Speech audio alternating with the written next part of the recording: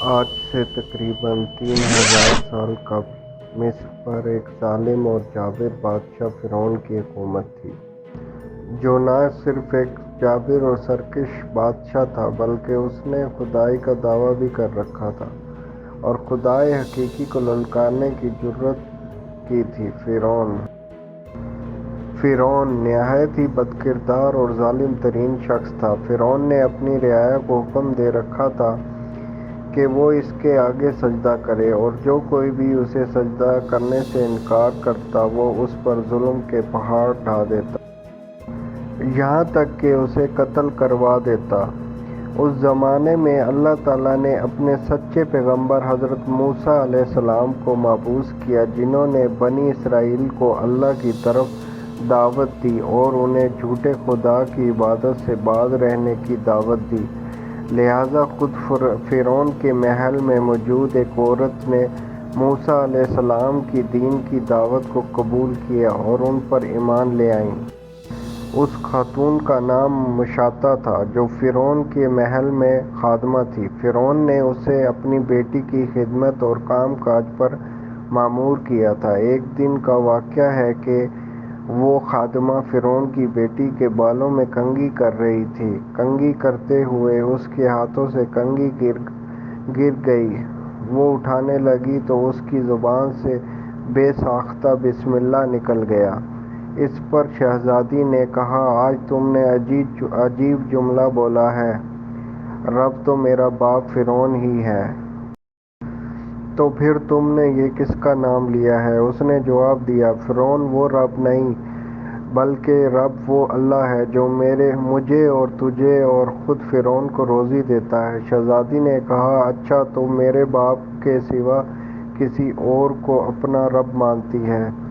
اس نے جواب دیا، ہاں، میرا، تیرا اور تیرے باپ کا رب اللہ ہی ہے۔ شہزادی نے اس بات کی اطلاع اپنے باپ کو دے دی۔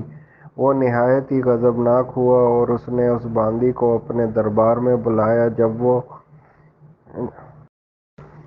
جب وہ دربار میں حاضر ہوئی تو فرعون نے پوچھا، کیا تو نے میرے سوا اپنا رب کسی اور کو مان لیا ہے؟ خادمہ نے صاف کہہ دیا، میں تمہیں رب نہیں مان سکتی، میرا اور تیرا رب اللہ ہی ہے جو بلندیوں اور بزرگی والا ہے۔ جواب سن کر فرعون حیرت زدہ رہ گیا۔ اسے اتنی استقامت اور جرات بھرے جواب کی امید نہ تھی۔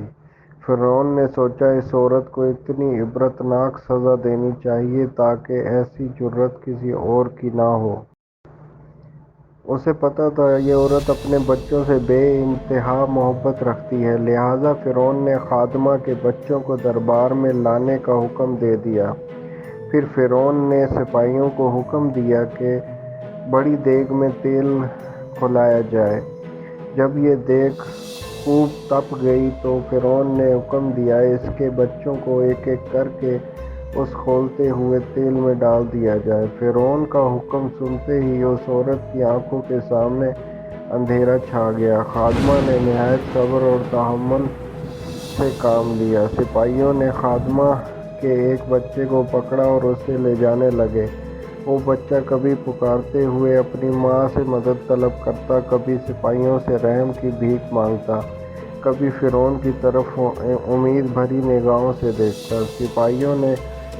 سپاہی اسے گھسیٹتے ہوئے دیگ کے قریب لے گئے۔ خادمہ اپنے بچے کی طرف محبت بھری نظروں سے دیکھ رہی تھی اور اسے الوداع کہہ رہی تھی۔ چند لمحات میں اس کے بچے کو کھولتے ہوئے تیل میں پھینک دیا گیا۔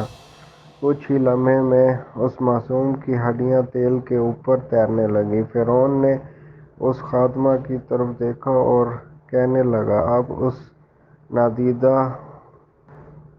اس نادیدہ خدا کو چھوڑ دو اور مجھے رب مان لو۔ خاتون نے دلیرانہ نظروں سے فرعون کی طرف دیکھا اور اسے خدا تسلیم کرنے سے انکار کر دیا۔ فرعون اس ثابت قدمی اور ہمت کو دیکھ کر دنگ رہ گیا۔ تھوڑی دیر میں اس کے دوسرے بچوں کو بھی تیل میں ڈال کر ہلاک کر دیا گیا۔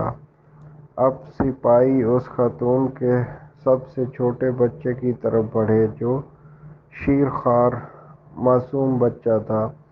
جب سپاہیوں نے بچے کو چھینا تو بچے نے زور سے چیخ ماری۔ ماں کا کلیجہ منہ کو آ گیا اور اس سے ضبط نہ رہا اور زمین پر گر پڑی اور زاروں کی طرح رونے لگی۔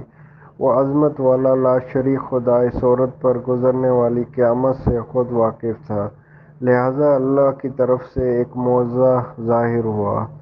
وہ شیر خوار بچہ جو ابھی بول بھی نہیں سکتا تھا، اس کی زبان میں بولنے کی قوت آ گئی۔ میرے دربار میں بچہ بول اٹھا، اے میری ماں، تو حق پر ہے۔